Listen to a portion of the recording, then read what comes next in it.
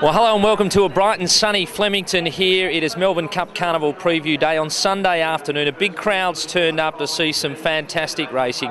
Group 1 action, the Turnbull Stakes over 2,000 metres. We get to see the Flemington specialist shocking back at his home track. Typhoon Tracy, the Australian racehorse of the year. Shootout the Queenslander. It's a star-studded weight for age field. Let's see who took the prize. And here's Shootout and Zipping. They race to the lead together now.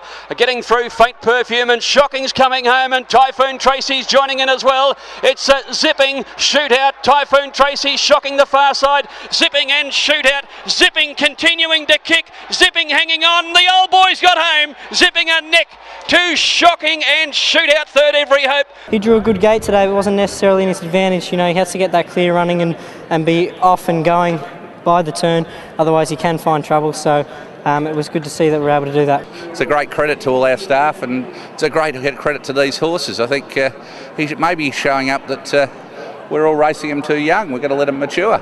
Well, the old boy Zipping emulates his deeds in the Australian Cup of this year, and he wins doggedly in the Turnbull Stakes. So co-feature today is the Gilgai Stakes for the sprinters. We see the Boom Sensation Haylist in action.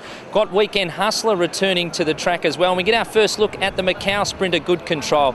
Let's see who took the prize. And Bank Robber on the far side, but Haylist in control of the race, passes the 200 metres. Catapulted running on gamely as Chasm down the outside. Haylist is the leader from Catapulted and Chasm. Haylist, a flying West Australian. Long odds on, he's too good for them, Haylist. How good's that?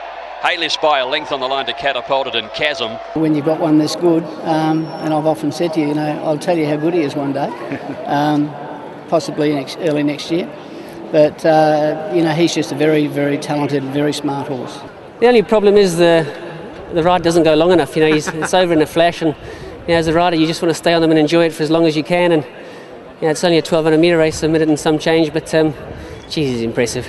Well, Gilgai Stakes winner there is Haylist. Very impressive indeed, wasn't he? And Glenn Schofield talking up this horse as arguably the best he's ever ridden afterwards. The Group 2 Edward Manifold Stakes was our other feature today for the 3-year-old fillies. We saw the horses out of the 1,000 Guineas Prelude in Divorces and Sistine Angel in action. Ringer Rosie, could she bounce back to form? We saw last season's feature race winners here at Flemington in Shamrocker and Precious Lorraine looking to find their best form. Let's see if they did. It's Brazilian Pulse at the 200 going up to tackle Ringer Rosie, and down the outside Sistine Angel. Brazilian Pulse is the leader, Sistine Angel the danger, Brazilian Pulse a half, Sistine Angel gradually overhauling her. Sistine Angel comes home the best, Sistine Angel a half head. She put all the riding on the wall this two runs in. Today she drew the outside, and there's a couple of plans or a couple of goals that we had. One of them was make sure she jumps, and it was great to see her for the first time jump. So if she can draw a really good barrier in the 1,000 Guineas, and it's really going to aid her because she can be close.